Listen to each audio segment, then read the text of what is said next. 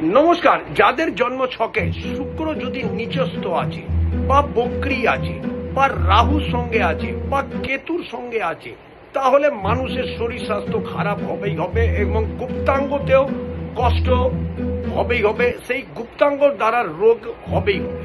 আর basically পুরুষদের বীর্যতে কমজোরি চলে আসবে এবং নপুংসকতাও চলে আসে। যাদের জন্ম ছকে যদি শুক্র খারাপ আছে, তার অতি অবশ্যই যা যা উপায় করণীয় আছে সেই উপায় তো অতি অবশ্যই করা উচিতই উচিত, এবং তার সাথে সাথে দই অতি অবশ্যই রোজ খাওয়া উচিত, ভলেই 1 চামচ খান, এবং তার সাথে সাথে দই দান দেবেন।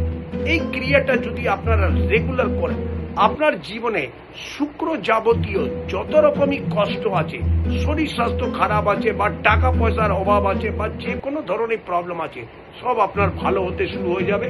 এই উপায়টা করে দেখুন, লাভবান হবে।